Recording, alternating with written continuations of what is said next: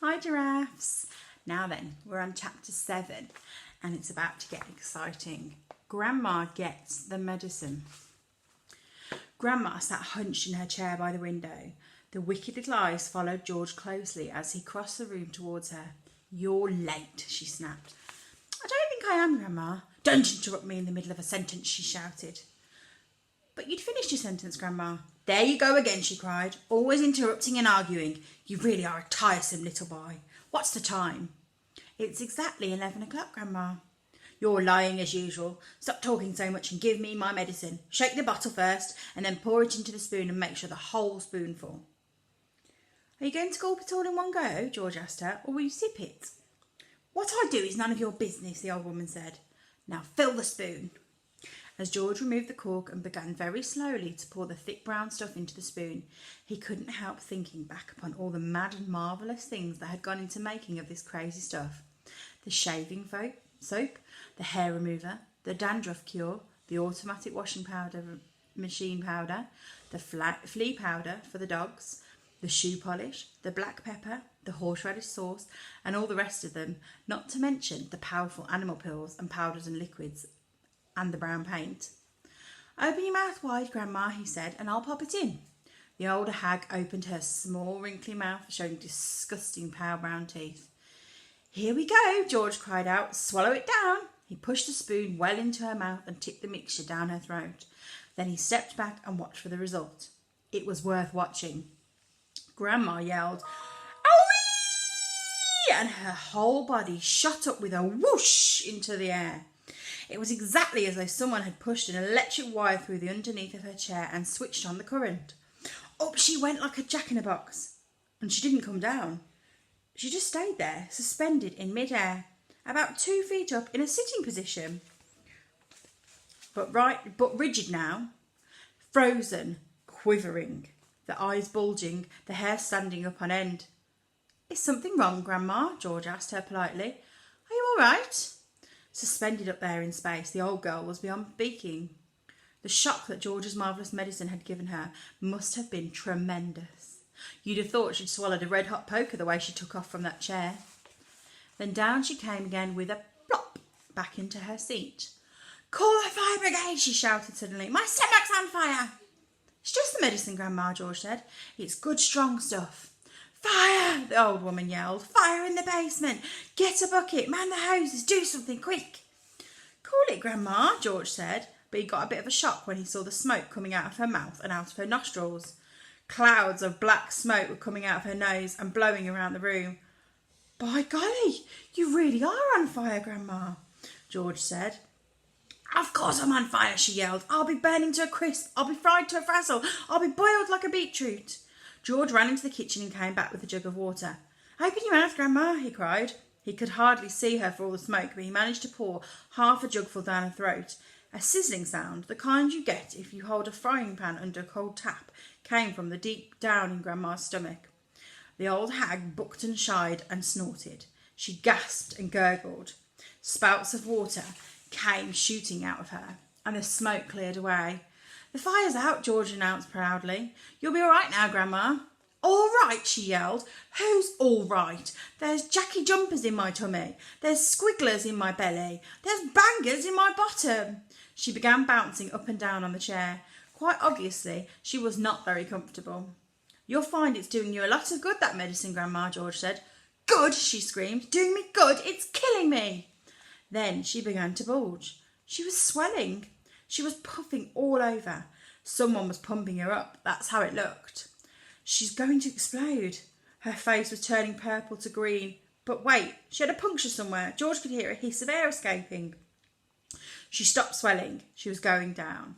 She was slowly getting thinner again, shrinking back and slowly shriveling to her old self.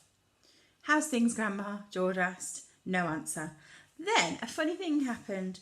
Grandma's body gave a sudden sharp twist and a sudden sharp jerk, and she flipped herself clear out of the chair and landed neatly on 2 feet on the carpet. That's terrific, Grandma, George cried.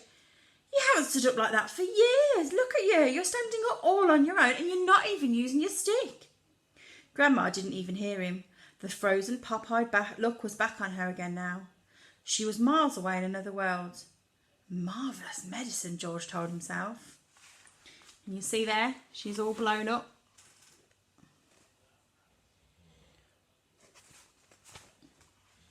He found it fascinating to stand there and watching what it was doing to the old hag.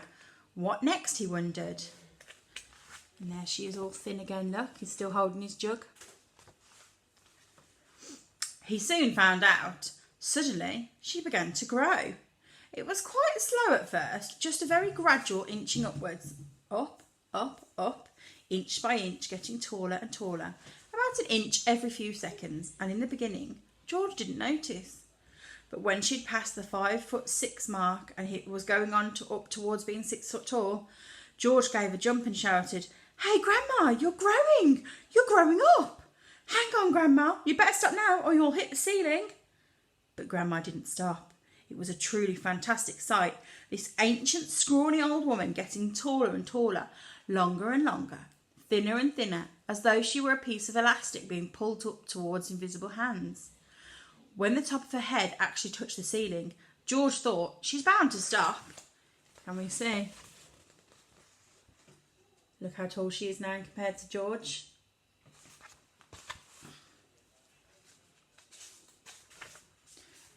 She didn't stop. There was a sort of crunching noise and bits of plaster and cement came raining down. "Hadn't you better stop now, Grandma?" George said. "Daddy's just had this whole room repainted." But there was no stopping now. Soon her head and shoulders had completely disappeared through the ceiling and she was still going. George dashed up to his bedroom where he thought she was coming up through the floor like a mushroom. "Whoopee!" she shouted, finding her voice at last. "Hallelujah! Here I come!" "Steady on, Grandma," George said. With a hey, nonny no, and up we go, she shouted. "Just watch me grow." "This is my room," George said. "Look at the mess you're making." Can you see there? She has popped her head through the ceiling and is now in George's bedroom. "Terrific medicine," she cried. "Give me some more." "She's dotty as a donut," George thought. "Come on, boy, give me some more," she yelled. "Dish it out, I'm slowing down." George was still clutching the medicine bottle in one hand and the spoon in the other. Oh, well, he thought, why not? He poured out a second dose and popped it into her mouth. "Owie!" she screamed, and up she went again.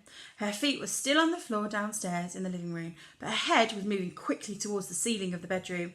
"On my way now, boy," she called down to George. "Just watch me go." "That's the attic above you, Grandma," George called out. "I'd keep out of there. It's full of bugs and boggles." Crash! The old girl's head went through the ceiling as if it were butter. George stood in his bedroom gazing at the shambles. There was a big hole in the floor and another in the ceiling, and sticking up like a post between the two was the middle part of Grandma. Here she is, look. So she's come up through his floor, got all the way up to the ceiling. Her legs were in the room below, her head in the attic. "I'm still going," came the old screechy voice from above. "Give me another dose, boy, and let's go through the roof." "No, Grandma, no," George called back. "You're busting up the whole house." "To heck with the house," she shouted. "I want some fresh air. I haven't been outside for 20 years. By golly, she is going through the roof, George told himself. He ran downstairs, rushed out of the back door into the yard. It would be simply awful, he thought, if she bashed up the roof as well. His father would be furious, and he, George, would get the blame. He had made the medicine. He had given her too much. "Don't come through the roof, Grandma," he prayed. "Please don't."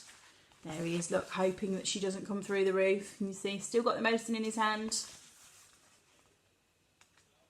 And that's the end of that chapter.